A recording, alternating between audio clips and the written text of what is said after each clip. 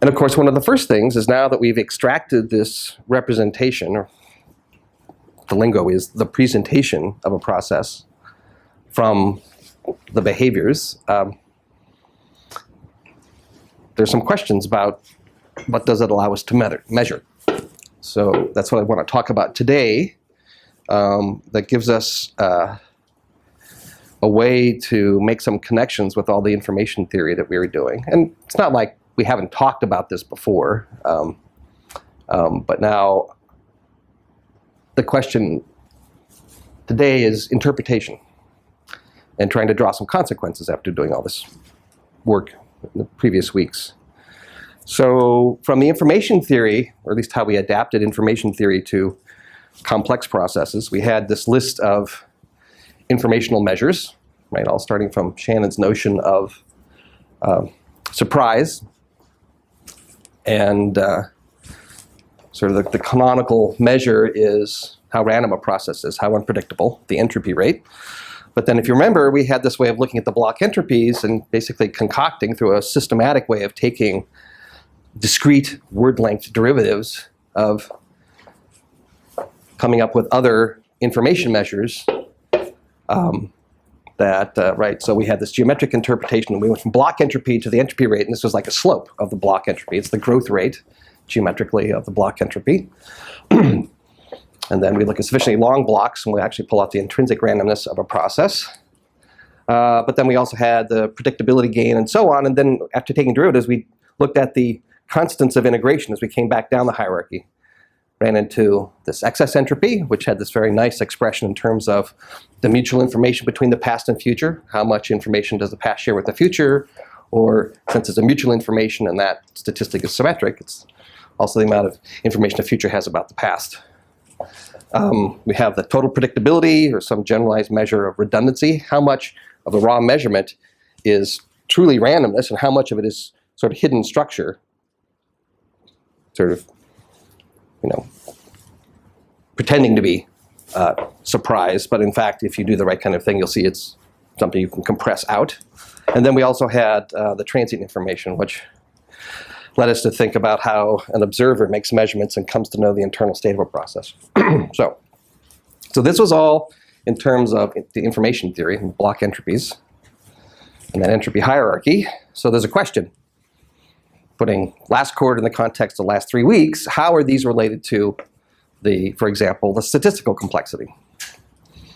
And maybe a practical question is, can we estimate these things if we have the epsilon machine? How can we calculate them? And this is going to lead us to some curious observations. We will come back and answer both of these questions, but it's actually going to take a remarkably long period of time. But hopefully along the way, there are interesting observations about what it means to be a complex process, new things we discover about them. Okay, but let's start at the top with more or less the simplest, sort of this unifying theme of how random a process is, right? So we have the original definition of the entropy rate given the description of the process in terms of sequences and their probabilities. I'm just being kind of formal here. We could define that in terms of the limit of the block entropy divided by L. So this is like the Shannon information per symbol. We had other ways of thinking about that, as looking at enough history and looking at the uncertainty in the next symbol based on infinite pasts. I did mention, but we'll talk about this a little bit more, you can also get this directly from the epsilon machine. So the entropy of the process is going to be the entropy using the causal states or epsilon machine. And we have this explicit solution we're going to use that, of course, was due to, we can use this due to unifilarity. In fact, that's one of the things I want to talk about, what happens if we have other models of a given process that aren't unifilar. But anyway, so the entropy rate given the epsilon machine is yet again this state average, now causal state averaged, branching uncertainty. So we just go to each state. We've calculated the probability of the causal states If there are any transient states, those will have 0 probability asymptotically. So this is really just going to be positive over the recurrent states. We go to each state, and we look at how uncertain we are in observing the next symbol. Well, since it's unifilar, that's equivalent to uncertainty in going to the next state, right? So we can use this formula because, as we proved last Thursday, the epsilon machine is unifilar. So this is one of the key benefits of using the epsilon machine. We have this closed form expression for the entropy rate. In fact, I think I've said before that kind of boils down to we basically have to use the epsilon machine to calculate the entropy rate, simply because it's unifilar.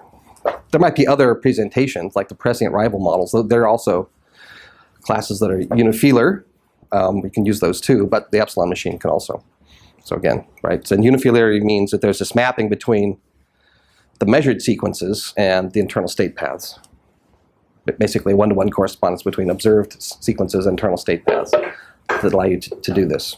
Because really what you're measuring here is we're using the internal states, and we're using the state-to-state branching uncertainty. Just like this formula is really just a modification of the entropy rate for a Markov chain that comes right out of Cover and Thomas, right out of Shannon. So we can adapt that to a hidden process, and we get this expression for it. So now I want to expand a little bit on this issue of why we need unifilarity. And a nice way to do that is to take one of our workhorse examples, the simple non-unifilar source, as a presentation of a process. So we'll imagine that we have a process generated by this mechanism. So it has 2 internal states. The states branch to each other with fair probabilities. So at least the internal state sequence is a fair coin over AB. But then what we see are given by the 0, 1 symbol labels. So if I'm in B, I will see a 0 with probability half and go to A. Right? We talked before about this property. If I give you the model and I tell you you've seen a 0, you immediately know what the internal state is. We're in A. And sort of like the golden mean process, I know if I'm in A, I'm going to see a 1. So this is a no consecutive zeros process. But after having seen a 0, and being absolutely certain about what internal state I'm in, as soon as I see a 1, my internal state uncertainty is almost perfect. I'm in state A with probability half, or in state B with probability half. I suddenly have lost this. So the observer has become unsynchronized to the states of this particular non-unifilar presentation. If that was the internal mechanism, then I wouldn't know what state I'm in until I saw another 0. Well, now, if I see more and more 1s, this initial 50-50 uncertainty I had over the states, more the probability moves over here. So actually, after every successive one I've seen, my expectation of the state distribution changes a little bit. So to do optimal prediction, I have to track the internal state distribution over these, call them non-unifilar states. Okay, so that's the puzzle there. Still simple model. So how are we going to calculate the entropy rate of this non-unifilar? So there's some process we have, and then I can tell you, here, this is the mechanism. Can I use this, knowledge that the output alphabet's binary, and I have these symbol labeled transition matrices, can I use that knowledge to calculate the entropy rate? And it turns out to be remarkably more complicated. So what I want to talk about are 3 different methods, none of which actually work, but they're reasonable first approaches. And I can point you to papers in the literature that use these methods. So this isn't my just drawing out straw men to make a point, although it's kind of that. So let's see. First thing is, we could just look at the internal Markov chain, like I said. Okay, but that's a fair coin over A's and B's. Okay, and that would be the Markov chain transition matrix. And we have, now just by observation, calculate the left eigenvector, the asymptotic state probabilities. And I can, just sort of naively just take the formula I put up there for a Markov chain now, and I just look at the state average, state-to-state transition uncertainty. Well, so in each state, I'm in each state with probably a half, and I'm uncertain well, I'm going to be an A or B with 50-50, so my state uncertainty on the transition is 1 bit, and I'm in B with probably a half, and then I see 1 bit of uncertainty. So I get a half and a half, so I get 1 bit per symbol output uncertainty. So that should strike you as a pretty bad approximation. Why? Because I know that there's a restriction in the observed sequence. That's not captured here. All sequences can occur. It's basically a fair coin. Well, okay, so method B would say, well, okay, it's pretty clear from just looking at the original two-state non-unifilar presentation that there are some restrictions in the observed sequences. I don't see consecutive zeros, so I can write down a Markov chain that describes that restriction and then calculate its entropy rate. Okay, so this is the golden mean again. If I see a 0, I must see a 1. And then when I'm in 1, I have equal branching to go produce either a 1 or a 0. So we've done this ad nauseum. We know that this state occurs with probably 2/3, this state with probably 1/3. So that means 2/3 of the time I'm here, and I have 1 bit of transition uncertainty. 1/3 of the time I'm here, but I know exactly where I'm going, so there's no uncertainty in the future. So 2/3 of the time I have 1 bit of uncertainty, so that's the entropy rate. So maybe that's good description of this original simple non-unifilar source. We're just sort of taking into account one restriction. We're not, for example, tracking how, after we've seen a 0 and then see 1, 1, 2 1s, 3 1s, how our guess at the internal state probability is changing. It's kind of throwing all that away, so we assume this is just an approximation. But it's certainly better than the fair coin of the internal state process. And it's sort of silly, right? But what we're saying is we sort of use this first I'm putting this in quotes because it's basically not the entropy rate. This was the fair coin. That's much, much larger than the entropy rate of the golden mean process approximation, but that doesn't make any sense because the entropy of a distribution is always greater than the entropy of the support, right? So I'm always less than the entropy of the support, right? So the support here was just looking at the sequences produced by restricting no consecutive zeros, and then that's contrasted with this other way we're trying to look at the internal state distribution that was 1 bit. You can't have a process that has more entropy in the distribution than the entropy over the support, right? There's a bound here, right? When the support has uniform probability, then the entropy of the distribution, Shannon entropy of the distribution is the entropy of the uniform distribution, but it's only in that case, typically less than. So if we use the direct use of the simple non-unifilar presentation, that two-state model, the internal state transition, it gives us an overestimate of the entropy rate. We can maybe kind of argue that this other way of taking into account no consecutive zeros, calculating the entropy rate of the source, of the support, sorry, that was better, but is that an upper lower bound? It's actually kind of tricky. It's, depends.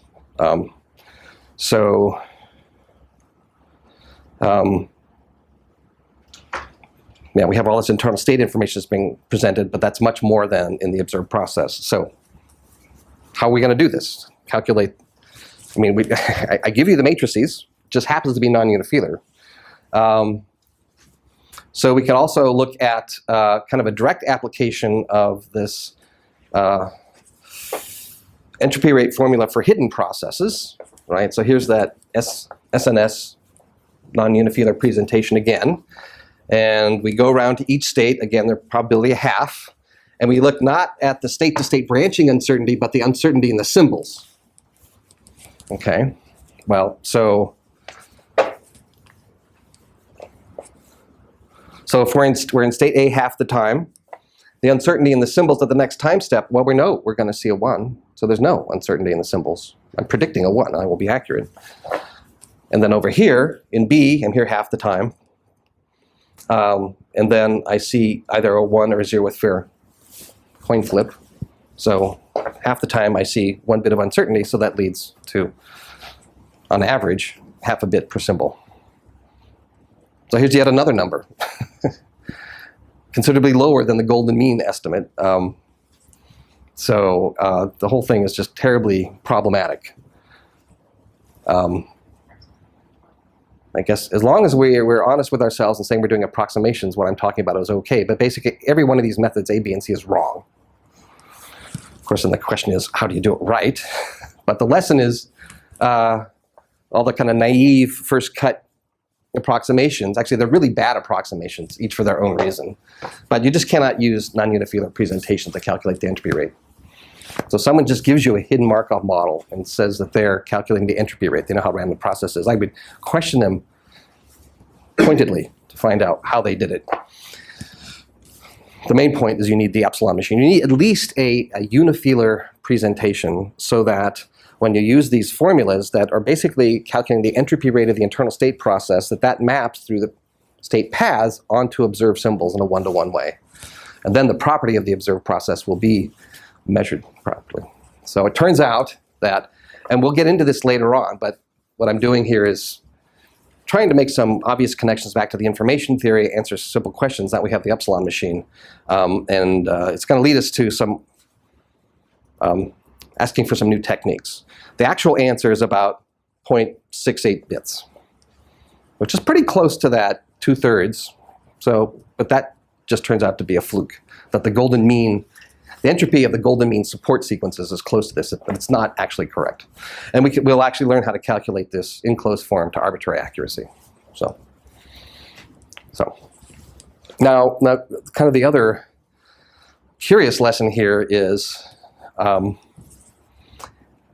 even if we want to estimate how random a process is, what the lesson here is, depending upon what part of its structure we look at, we can get different answers. In other words, to estimate how something random is, you have to know how it's structured, which may be said out of context is intuitive, but in fact, there has been a huge amount of work in, say, nonlinear dynamics and statistical physics that only focus on ways of measuring randomness without talking about whether they have the right structured model, ignoring properties like unifilarity. And so this is just mostly sort of a cautionary note. We'll get to do it right, but so it's problematic. Just to kind of hint, what we're going to do is, for this simple non-unifilar source, we actually end up with a countable infinity of causal states. But we can still work with those. I'll show you how to calculate from infinite matrices the state average transition uncertainty. So, but we'll get there. I have to introduce a few more things. Okay, so we have the sort of size of the epsilon machine, right? The statistical complexity.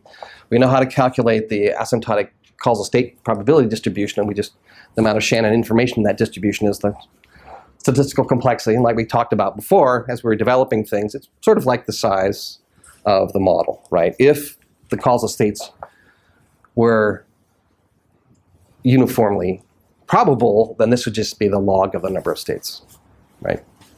P log P goes to just log of the number of events when the distribution is uniform. And it's, I guess just overtly, it's the Shannon information in the causal states. In other words, a process is rattling around and I say, oh, it's in state D. You go, oh, I'm surprised, right? You're trying to predict the process. This would be your average uncertainty. But there are other ways of thinking about this. In particular, and this is maybe a semantically subtle sort of point, but in the context of the difficulty we had of coming up with the right entropy estimate, maybe it's not subtle at all. I mean, we're interested in figuring out a property of the process out there in the world. And the claim is that when we use the epsilon machine, the properties that we measure of it, in particular the statistical complexity, is a property of the process. Not some approximation, not. So the way we're going to think about this is that the statistical complexity, in addition to this more mechanistic view, size of the epsilon machine, there's a number of causal states in a process. We'll talk about how this is really a measure of the amount of historical information in a process. At every moment in time, there's some amount of past that is remembered by the process. The loci of that storage, I'm claiming, are the causal states. That should be somewhat straightforward because that's how we constructed them. We grouped the histories together that led to equal predictions. Now, a little more subtle thing, but we'll come to this at the end of the lecture, is this number is the amount of structure in a process. Now, that's a little bit new, but if you sort of think back to the introductory lecture this quarter and also in the winter, I was sort of contrasting how in physics we have measures of disorder, measures of randomness, thermodynamic entropy, temperature, we have all these things, but there's not a similar systematic way of measuring how structured. I can say this is hotter than that, this process or system has more entropy than that, degrees of disorder, but how is a chaotic pendulum more or less structured than my laptop? Well, I have a guess, but how would you actually measure that? So this is the first kind of big claim, namely that using the statistical complexity, we can start to compare processes on a new axis. Certainly we can compare them to relative randomness. We have the entropy rate, but now there's a new axis, how structured they are, how actually a quantitative measure of how structured something is. So I want to unpack that a little bit. I mean, what we mean by structure, organization, regularity, we have a lot of historical baggage, maybe language history built into what we think that means. And so by having this explicit representation, we can start to explore some of those meanings. Right, so one of the measures we used a lot in information theory, sort of the newest thing, was this excess entropy. And if you remember, there we had these three different definitions for processes, right? One was this, we compared the block entropy of our process to a memoryless process that had the same entropy rate. Block entropy, this curve was the distance between those. We had this convergence definition. We looked at the L length approximate of the entropy rate and how that converged to the true value and kind of summed up those components. That's this, and then, again, the most intuitive one was this mutual information between past and future. Well, and we'd like to think, if you believe the claim, for example, that the epsilon machine is this minimal sufficient statistic and you can calculate anything from it for a process, we should be able to get this guy. Well, that's a remarkably subtle question. It took almost 15 years to figure out, but I'll give you the answer in less than 15 years. So how to get this? Simple thing, how do I get this excess entropy past future mutual information?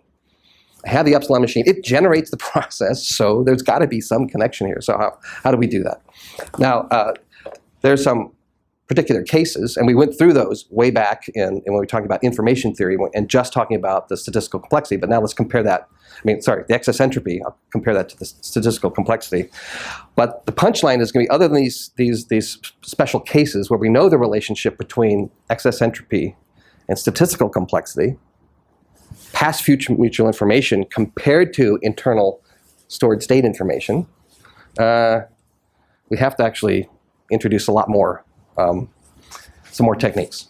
Okay, so if you remember when we went through this before, for the excess entropy, we argued that all independent identically distributed processes had zero excess entropy.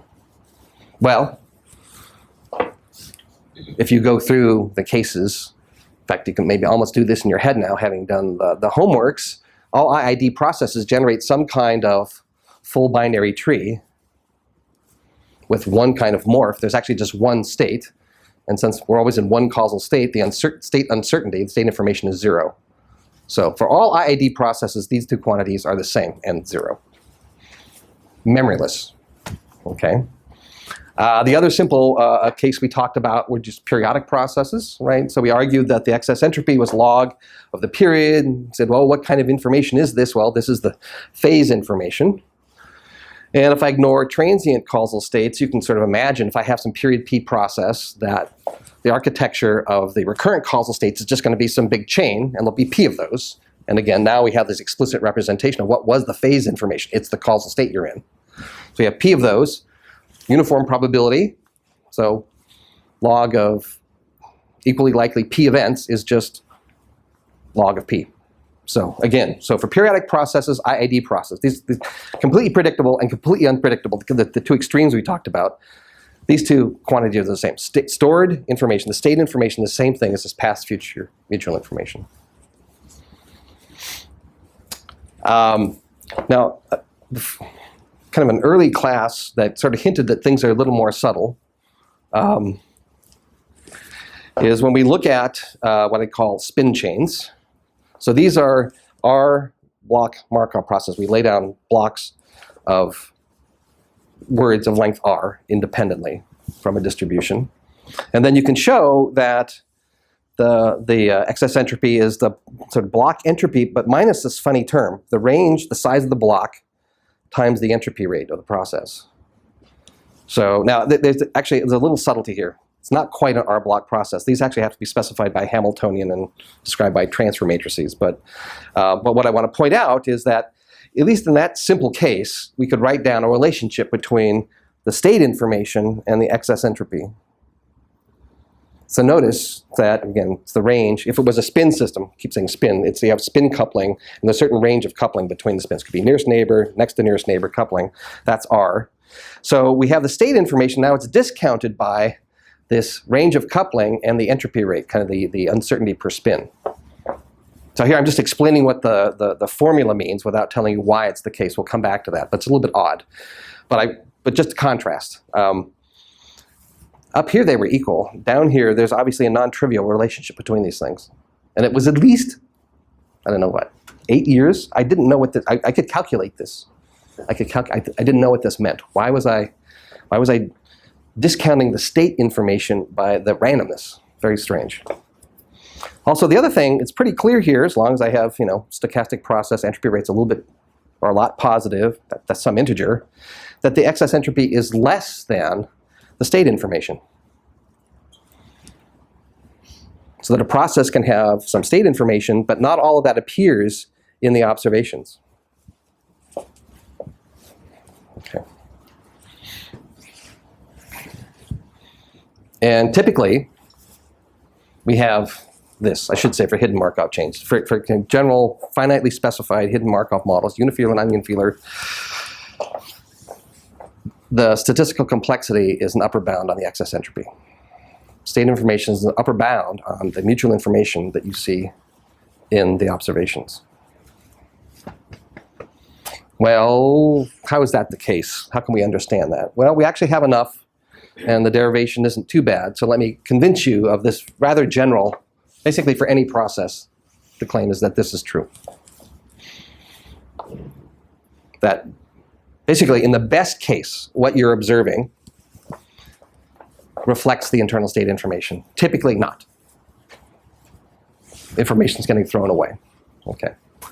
So, so here's the just few line sketch of the proof. So remember that the excess entropy is the mutual information between the future and the past. And we can do our little information identities. Again, with a caveat.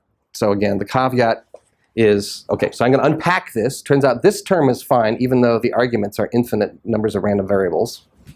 But I unpack it this way. So I'm going to pull out the future. So I have the Shannon uncertainty of the future minus the uncertainty of the future given the past. That's just using the mutual information identity, right? Now, this is very problematic. But I'm just going to give the sketch of the proof. I should really have finite futures here, because then I have a countable number of objects, and this number doesn't diverge. So there's some odd thing going on here. This, it turns out, mathematically is well defined, even though we have infinite chains of random variables. This is very problematic because I'm actually subtracting off potentially two infinities. Okay, well, just put that caveat aside for now. The overall proof, when you unpack it, you put your finite lengths and take limits at the ends, shows that this is a little bit okay, but just as a proof sketch, you really have to do the stuff right. So anyway, okay, so this first step is I just apply my information identity, uncertainty of the future minus the uncertainty of the future given the past. Okay, but we know that for this term here, for example, that I can either use the pasts or the causal states that they lead me to. Those are equivalent, right? In fact, we use this move a lot in the proofs of the optimalities, the epsilon machines. In other words, the causal states are proxies for the past, or vice versa. And they're sort of just as good, right? They shield. Either I see a particular past or I tell you you're in state F. Same information. So this uncertainty in the future is the same whether I'm looking at the past or the causal state associated with it. So I can just substitute that in here. So uncertainty in the future minus the uncertainty in the future given the causal states. Oh, but that's a mutual information. So I pack it back up again. So now this is the mutual information between the causal states and the future. Fine. And we know, well, I can either unpack it again and argue that now I choose to pull out the uncertainty over the causal states minus the uncertainty of causal states given the future. It's slightly odd. And because it's a positive number, I know that this line is upper bounded by just this first term, the entropy over the causal states, but that's the statistical complexity. So here we have our inequality that says that statistical state information is greater than or equal to the excess entropy. Well, this is kind of strange quantity here. I could also just argue, if you remember one of the inequalities of the mutual information is always less than the entropy of either one variable or the uncertainty, the Shannon entropy of the other variable. So we come down to this in any case. But this depends. We just use a simple property of this, that it's a positive number, and subtract it off to get the inequality. Or, you know, if you like to meditate on troubling things, this is bizarre. We're talking, what does this mean? It's, I have a future, and then I'm uncertain as to what the present causal state is. This is actually going to haunt us for the next 3 lectures or 2 lectures. This kind of thing. For now, all we need is this bound. It's a positive number. Who cares what it means? And we get this inequality. But it's sort of controlling, oddly enough, I mean, I'm kind of dismissing it, but it's controlling the difference between the internal state information and how much mutual information we can see in the observed sequences. So it's kind of important. In fact, it's absolutely critical to figure out what that means, although initially it's kind of odd. We're sort of retrodicting from the future what the current causal state is. So.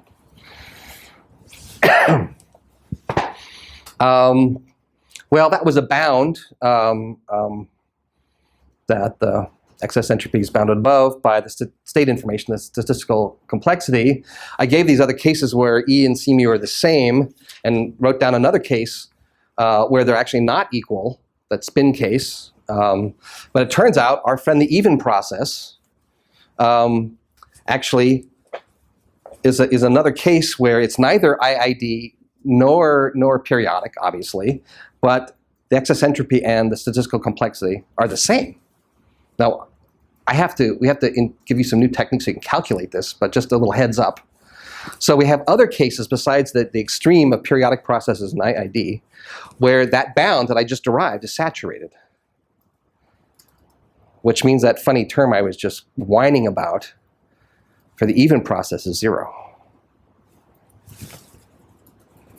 I can take the futures and say what causal state I'm in the even process. Oh, that's interesting. Okay. So, but this leaves open a question. So I've just given you a bunch of examples. Well, classes where we know what the facts of the matter are. Non-trivial example where the spin chains, but now even the even process, we have the bound now saturated. So it's just very puzzling. So there's obviously something else going on here, much deeper questions. Kind of a quick question. Sure, yeah. So is there a corollary then to causal states, like effective states that represent, if you know all the futures that have the same past would be the same effective state equivalence class kind of thing? Yes, that's exactly where we're going to go. Oh, cool. So I've been talking about, a past, and then, the entropy rates, the uncertainty of the next symbol. Well, that's prediction. What this is actually hinting at is we have to understand what retrodiction is. Looking at the past and asking, well, what next symbol, or the previous symbol, or the current state? Yeah, we have to get much more comfortable with that. So, to answer the question. But let's just kind of drill down a little bit more on this comparison between sort of the state information that's stored internally in a hidden process and what we can see informationally in the observed sequences via the mutual information. So this kind of the extreme interpretation of this C mu bound on E is what I call the cryptographic limit. So there are examples, whole families of processes, infinite numbers of processes, where at least the observed information, mutual information, is arbitrarily close to 0, and the internal state information is arbitrarily big. So you might remember last quarter I kept talking about, partly by way of trying to explain what this past-future mutual information was, or what E was, is some kind of memory. I probably even slipped and said the stored information. It ain't the case. So I usually said apparent stored information. It's what you get in the observed symbols. So this cryptographic limit, this class of processes that satisfy this, there's an arbitrary distance between what you observe in your measurements and how the process is structured internally. So now the state information is still in the sequences, right? I'm not saying equal to 0. If E was equal to 0, it would be an IID process, and as an IID process, it would have one causal state and C mu equal to 0. So think of this, this is epsilon small, but still not 0. So the state information is still in the sequences, oddly enough. It's just not immediately apparent. You have to do a lot of work to pull it out. So and the reason I call this a cryptographic limit, it's very similar. So sort of as the analyst or the scientist, we're trying to figure out nature's hidden secrets. Well, in this case, more prosaically, what's the internal state structure and stored information? Sort of similar to cryptography, right? If you have some plain text that you want to transmit to across the country, you scramble it all up so that at least to all observers, the symbols you transmit look like randomness. In fact, the closer that text looks to having 0 excess entropy or 0 C mu, the better. The harder for the crypt analyst back at the NSA to figure out what the actual message was.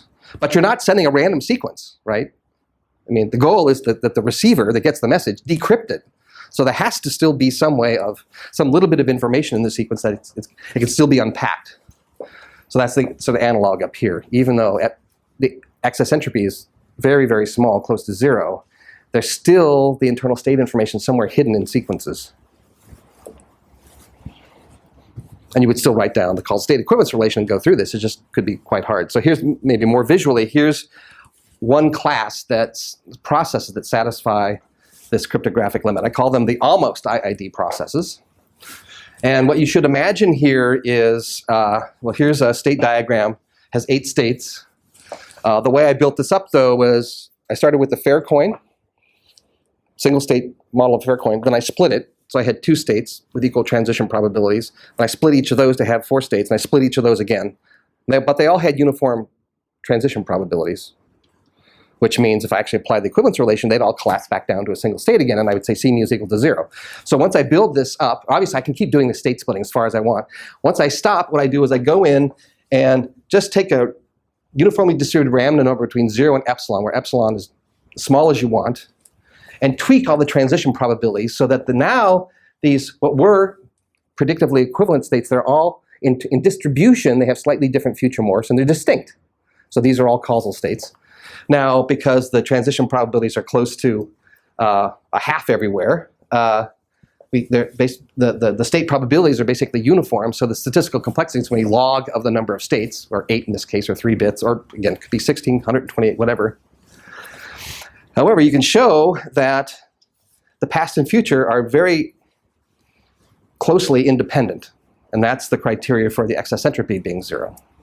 So it's really, really, really close to a fair coin, except for the small little variation in the transition probabilities, the future morphs as you hop around from state to state to state. And obviously, and this is a construction scheme for a whole class of processes that have arbitrarily small past-future mutual information with arbitrarily large state information. So whatever these things are measuring, they're different.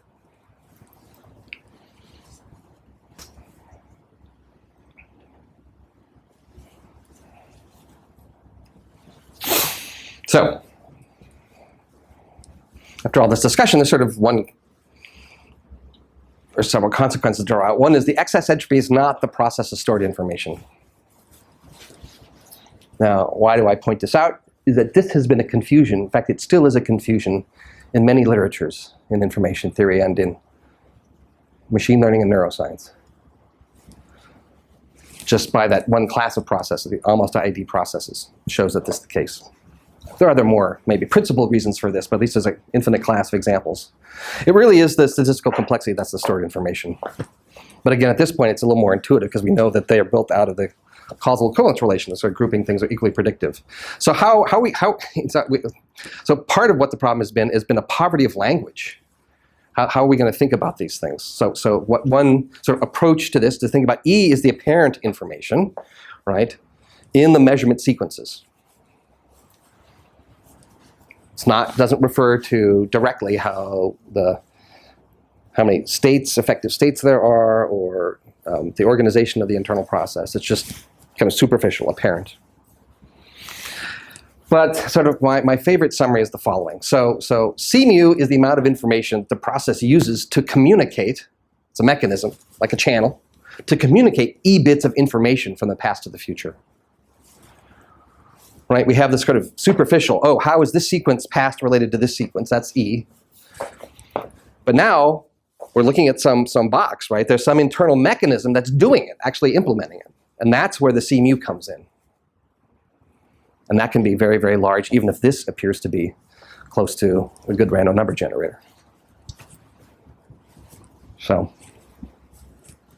I mean, we probably have to come to your own terms with this, but these things are different, and there's a little bit of a collapse of terminology here when we get confused, right? So think of this as the stored information, and this is sort of kind of the superficial thing that we see. Now, of course, the puzzle is, when we're modeling these processes, what we started with even to get the causal states, we just worked with what we observed, right? I mean, there'll be cases where we assume we have a model and calculate properties of it, but we got the causal states from looking at the superficial thing. So it's kind of, in some ways, a companion of E. So another way to think about this bound, the fact that these can be different, it's really why we build models of the world. If somehow, maybe it's hard now to believe it, imagine that the state information and the observed mutual information were the same thing. In other words, the state information was always present in the observed sequences. Well, then what's a modeling strategy? You just store all your sequences. That's as good a model, right? But the fact that, and there are cases, right? So the periodic process, I would just write down the template word, 1, 0, 1, 1, whatever it is, and then be done with it, right? But there are other cases where this is a really subtle process that's quite different, So one way to think about some misinterpretations in the literature, really what they're doing is they're using observed sequences as proxies for states. And what we're saying is sequences aren't states. Sometimes we group them together because they're equally predictive. So we're breaking this kind of naive assumption. And the other thing is just, of course, there's internal instructional process that's not directly expressed by the observed sequences. And just to drive home this point, there is really this extremely widespread misconception about the past-future mutual information. It's just, it's amazing to read. It's often called the predictive information, which is a terrible name. It's actually misleading. Really, the predictive information is the statistical complexity.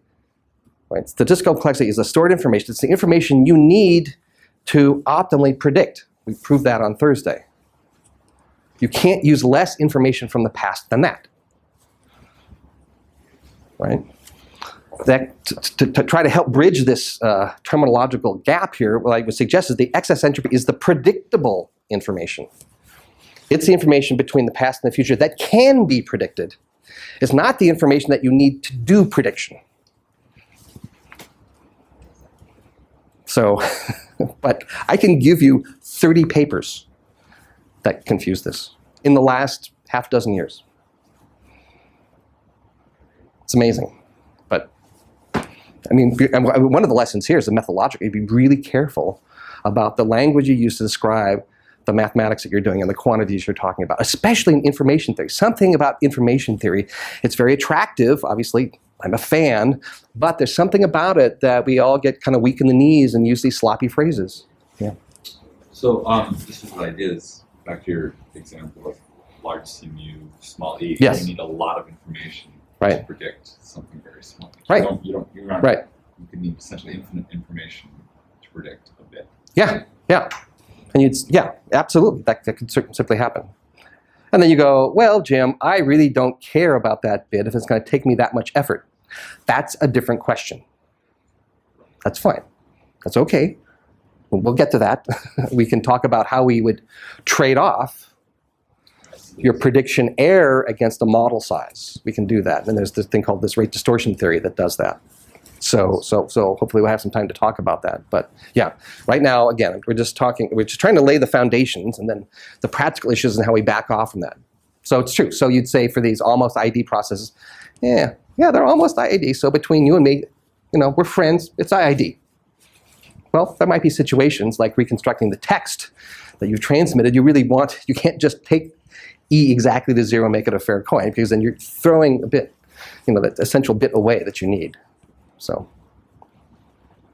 and really what this is telling you is that the state information, when E is very close to 0 for the almost IID process, so what's happening is there's something about how the state information is being measured, how you've labeled the edges. In that translation, this function from state paths to observed sequences, it's taking the internal state information and spreading it out over arbitrarily long words. So that's what's going on.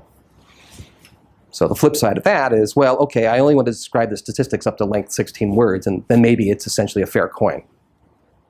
Well, okay, but that's an issue of approximation.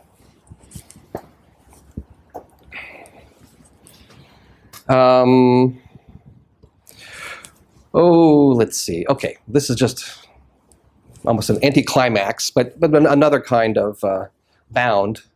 If you remember, we have this sort of redundancy per symbol. We had a whole set of different redundancies back when we were first introducing excess entropy. Sort of a first term of the excess entropy is actually often used. There's a difference between the single symbol uncertainty, the bias in the coin, if you will, and the actual entropy rate. This is the compressibility of a process. So you can, in almost a very similar proof method, you can show that the statistical complexity is an upper bound on that too. It's the same method. We write out this quantity here, the redundancy for length 1 symbols. Well, we actually just write in the definition for h mu, that's the uncertainty in the next symbol given the past. And I can then, of course, replace past with causal states. I package it back up again as a mutual information between the causal states and the next symbol. And then just invoke the fact that the mutual information is always bounded above by the entropy of either variable independently. So it's bounded above by C mu. It's very similar to the previous E proof. But again, this is a quick and dirty thing that you'll often find used to measure how, quote, complex processes are used a lot in statistical mechanics, actually. So it's also upper bounded by this and different. So all the previous discussion holds. Okay, so what we've been doing is just sort of compare and contrast. We had these information measures, entropy rate. We could also talk about transient information, but we've mostly just talked about excess entropy and how that relates to this more structural view of the epsilon machine and statistical complexity. So these are different quantities, E and C mu. Now, to try to get more at how this issue of organization, what is this? I mean, it's almost easier to talk about amounts of things, quantities, and argue them through. C mu is an upper bound on E. It's a more subtle question, almost philosophical, as to what we mean by something is structured. It has a pattern, it has a symmetry, and so on. So what I want to do here is kind of draw kind of a contrast with group theory, what we mean by symmetries that are expressed in terms of groups, and then talk about how the epsilon machine presentation is a type of group. It's a relaxation of the group concept. So just very quickly, this is a little bit kind of a high level, but so when we talk about symmetries, we mathematically express that as what's called a group. The idea here is that the organization of an object is defined in a complementary way by the list of all the operations you can apply to it such that it comes back to itself.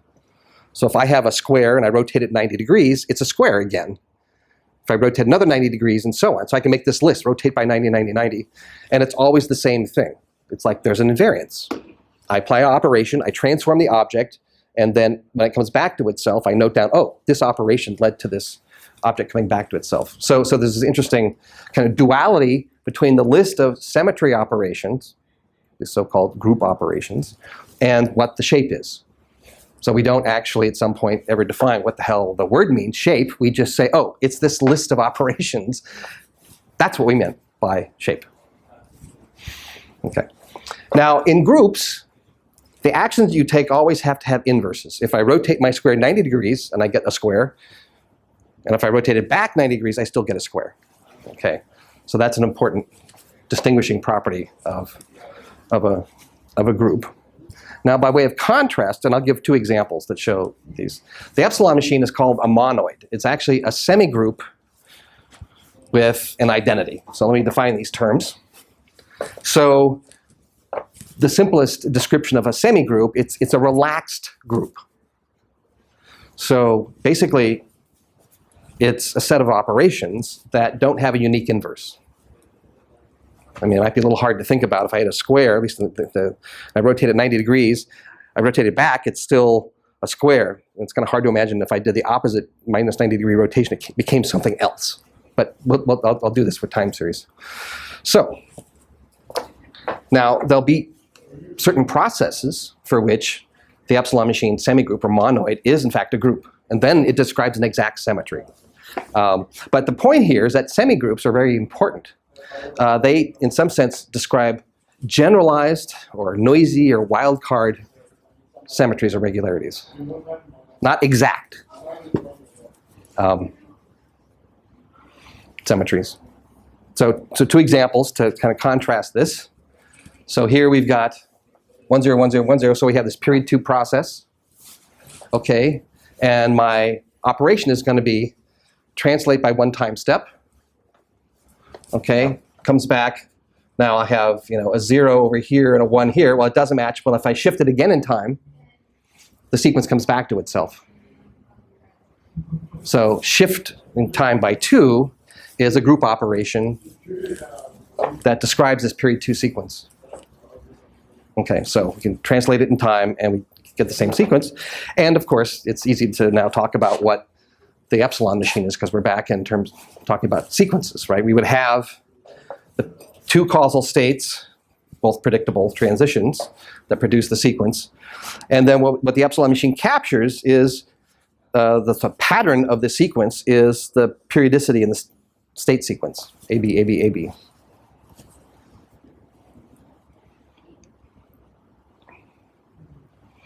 Okay, so that's the case of when a time series has a group structure to it. There's just one operation shift by 2 steps. So now imagine we have a random process, some kind of random process here that's actually described by this epsilon machine. Okay, so this is actually the noisy period 2 process. There's actually a fixed 0, and then I have a wild card, 0, 1, fixed 0, wild card, right? Now, the pattern that's captured in this is actually the same as before, right? The internal state process is periodic, even though the actual object is noisy. So we've sort of figured out a hidden symmetry by reconstructing the epsilon machine, the noisy period 2 machine, from this random process. So that's a sense in which there's an internal group structure, but that means that this object up here, this process up here, is described by a semigroup, namely the full epsilon machine, right? So the point here, the contrast with the previous exactly periodic sequence here, if we translate by 2 steps, we don't get the same sequence back, we get the same distribution over the sequences back. And that's why it's a semigroup. So that's what I mean, kind of noisy regularities, noisy symmetries. Yeah. So what properties of a group does a monoid have? Is it just sort of the operation of concatenation or serial application of these operations? The epsilon machine, there are different ways to sort of express it. Probably maybe maybe the most obvious one, the group elements to take, or I should say the semi-group elements to take are the matrices, the symbol labeled transition matrices. So when you write out a word, there'll be some product. I take the 0 matrix, the 1 matrix, the 0, 0 matrix, and so on. And then what you have is, and then you can sort of track which semi-group element you're at by the actual entries in the matrix of the product. Yeah, and then I go from one matrix to another matrix on the 0 matrix, and I get the new element, which is a product of things. So Coherent identity. yes, yeah, but not unique inverse, right? So here it's not unique over the transitions in the sequence itself. So yeah. Now, okay, so this is maybe a more subtle point, maybe more important. Those previous two examples were easy to kind of compare, and I'm obviously not doing a real justice to group theory or semi-group theory at all. But there are other things the epsilon machines capture in their shape. We have the set of states and their transition structure. And I've been using English to describe these to you. Why? Because I hope you understand them. But in fact, the language fails us, especially if I had a 17-state machine. I'm not going to have some, oh, it's noisy period 2, or it's the, in this case, the golden mean, no consecutive zeros. I mean, I keep using these examples because I can say in one English phrase, and you know what I'm talking about, right? No consecutive zeros. But what happens if I have some 7th-state thing? Well, language just typically isn't there. In fact, you'll probably notice as we go along, we just concoct all these wild names, the butterfly process, the random magnetic XOR process, all this just for some sort of labeling. But that doesn't mean that they're not structured. It doesn't mean that they're not patterned. In fact, it's the structure of the machine, the epsilon machine that gives us that, right? So again, even process, I use the word even. The pattern it's capturing is even.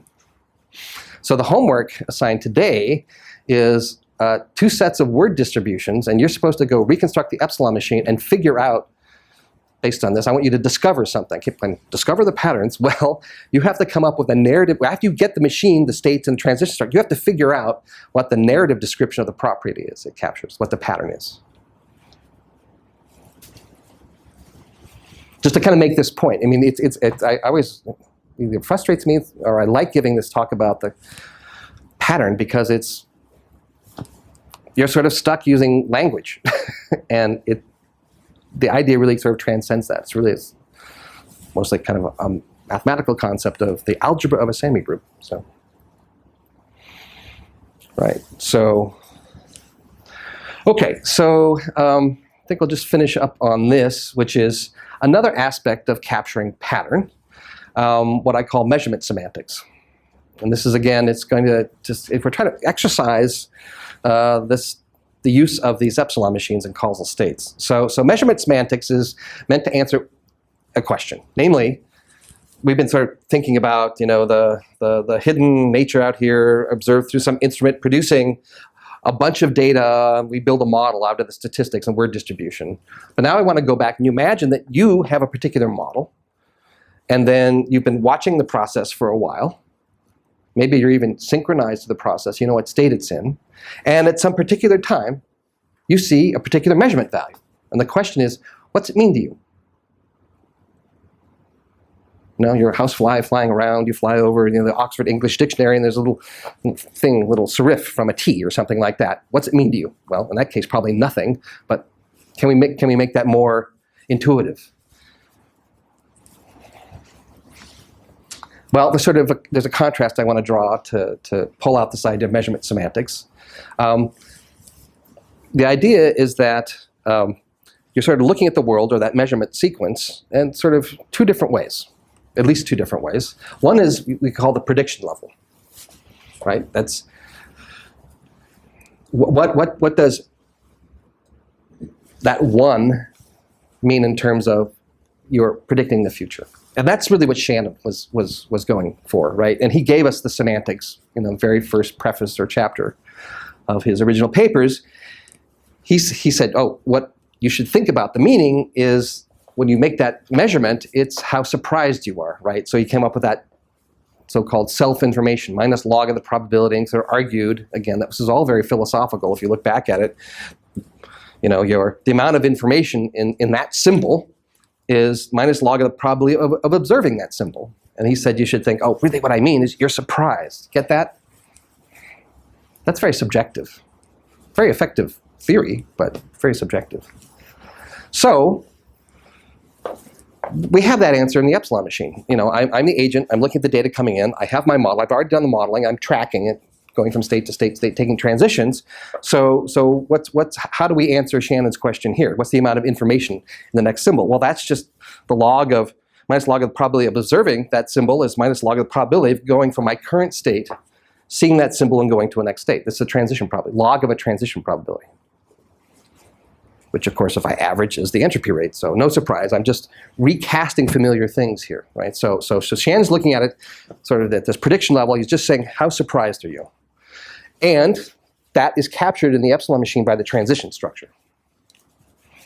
Okay.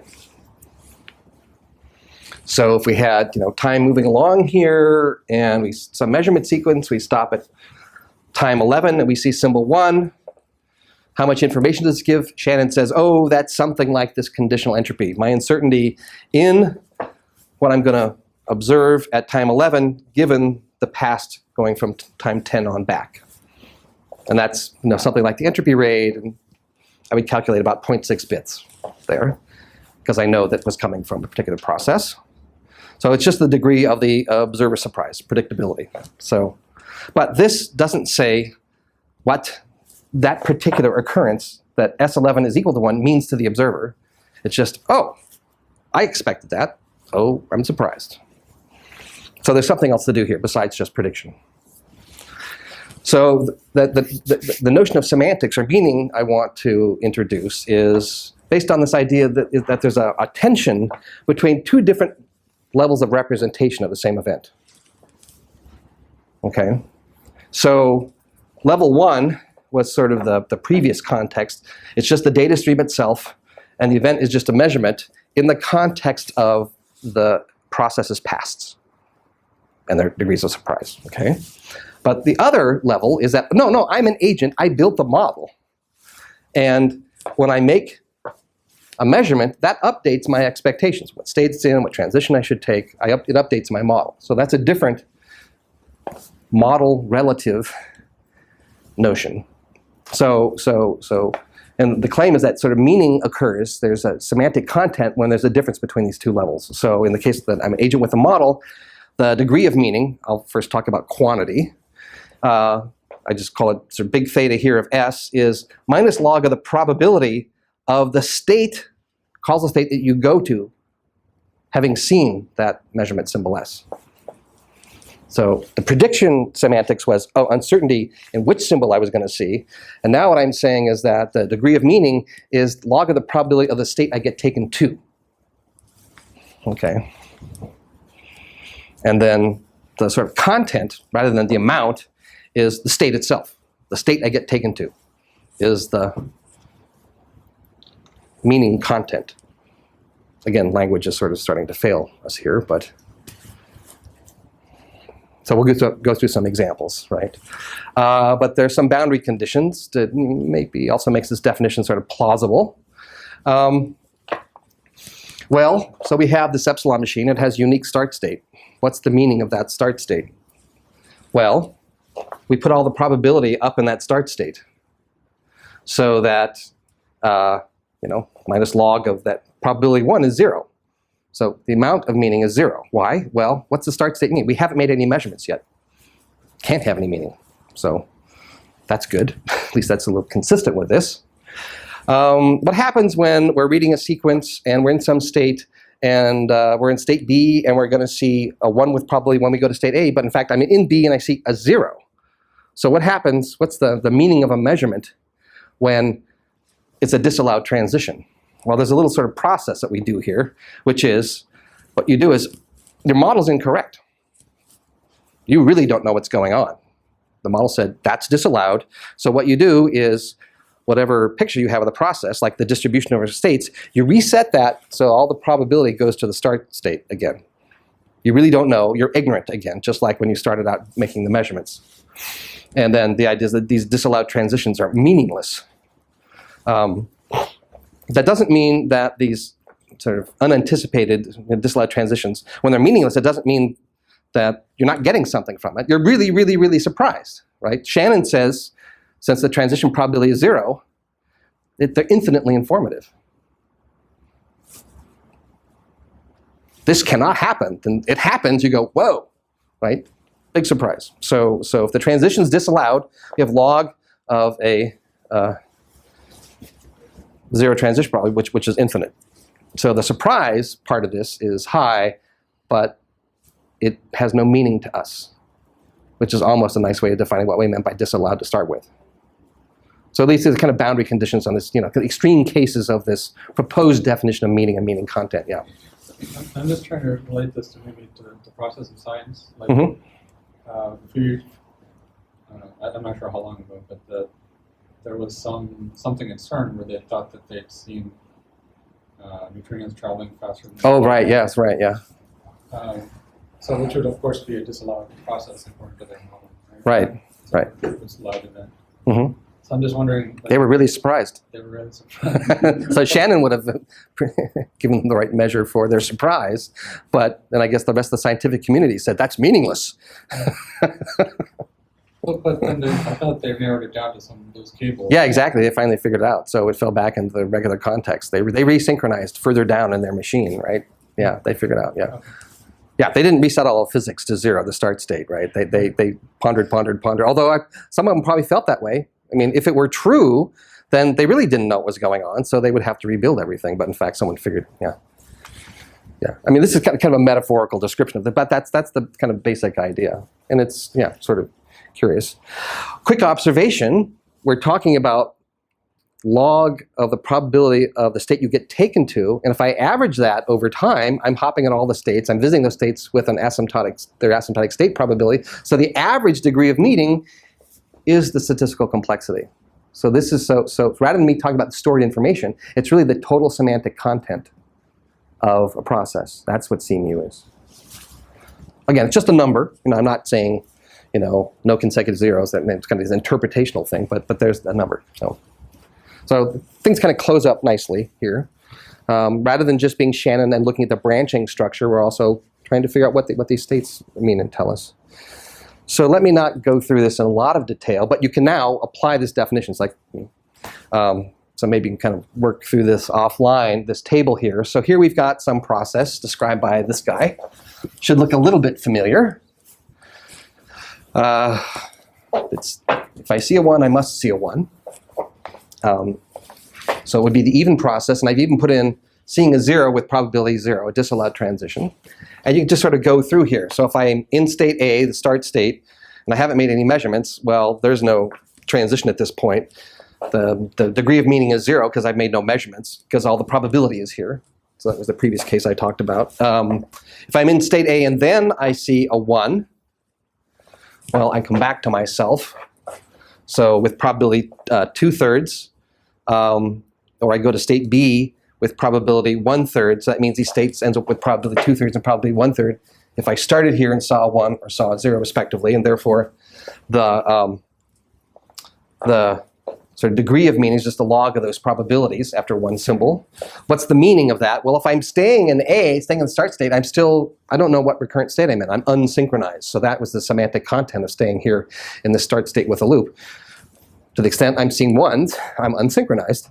Whereas if I see a 0, I'm synchronized. So that's a little bit sort of what the semantic, the actual meaning is. Let's see, if I'm in state B and I see, a 0 or a 1, both of those are equally likely. So there's one bit of surprise, says Shannon. But the semantic content is that if I go on a 1, I go to C, that means I've seen an odd number of 1s. That would be the information content. If I go back to B, I've seen an even number of 1s. 0 1s, 2 1s, 4 1s, right? So every time I'm in here, it's a statement about the structure of the past that could bring me here. As long as I'm seeing 1s, it means as long as I'm seeing 0s, I stay here. I've either seen no 1s or I've seen pairs of 1s. So that's the structural interpretation of state B. And then, so in state C, if I see a 1, well, first of all, that's not even remotely surprising because that's a given. I expect that. And I go to B, which means an even number of 1s. Now, if I'm in C and I see a 0, well, that's disallowed. So I'm infinitely surprised. the semantic interpretations. I reset the machine and I lose synchronization. I go back to the start state. But it's meaningless to us. I don't know what to make of it. So you can even apply this definition of semantic content, like I just did, actually, to a sequence from the even process, but I actually was using the wrong model. You remember, you did this. It actually has 4 causal states, 2 transient and 2 recurrent. So you can go through that table, which of course would be much longer, which is why I didn't do it. So I can even be looking at a data stream coming in with these rules and use a completely inappropriate model, and I'll still have an interpretation. I could look at the even sequence with the golden mean, epsilon machine, and go through this again. Maybe you're a little more challenged to come up with that one column that was like the semantic meaning of this, like you're misinterpreting things. If it's the wrong model, you'll be seeing lots of disallowed transitions, so you're resetting all the time. But you can still go through and calculate these numbers and think about what the meaning of each individual measurement is, even if it's the incorrect model. So, yeah. Can you have a epsilon machine where all the outputs from a given state go to only one state? Like the noisy period 2? Yeah, noisy period 2. 0, and then I had both 0 and 1 back to A. Yeah, right. Yeah, so wouldn't that be an example where it's like a bunch of surprise in the observed symbol, but like 0 surprise, like 0 meaning? Yeah, right. So there you're going from A to B, so the internal state sequence is periodic. So that's just, yeah. It's even an odd phase in terms of the semantic content. But then for one of the zeros, it's completely predictable, and for the at even times and then at odd times, you'll have a fair coin flip, and you'll be surprised. Yeah, so you can go through. I mean, these different. Yeah, it's Let's try around. yeah. Just pick some examples and apply these rules to it. Works out just fine. Yeah. So I really I try. Well, I did slip something by in this. Sort of along the lines of what I was saying before. Language sort of fails us here. The things that probably made the most sense is when I was associating a number with the degree of meaning and contrasting that to Shannon's surprise interpretation of a measurement. And we're looking at amounts of memory and structure and surprise. But there was one column in the table where I tried to suggest what the meaning content was. And it's just, again, that's human language. In fact, it was English in particular. That's really not. Language lets me point at what the meaning is. The actual meaning, turns out, has to do with the semi-group structure, the algebra of the epsilon machine that's entailed.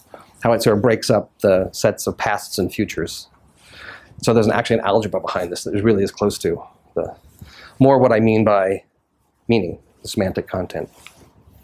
Somewhat interestingly, this notion of semantics goes back to kind of the early days in neuroscience. It's back in the good old days when there was less distance between computer science, information science, people working on neural systems and so on. And the idea, an early reference is this Donald Mackay, famous neurophysiologist back then. He was trying to think about this stuff up here, neural tissue. And his idea was that meaning is the selection of some anticipated contexts. I have a palette of things and one thing gets selected. The thing that gets selected is the meaning I ascribe. You said Chicago to the online reservation system. So here, it's exactly this, right?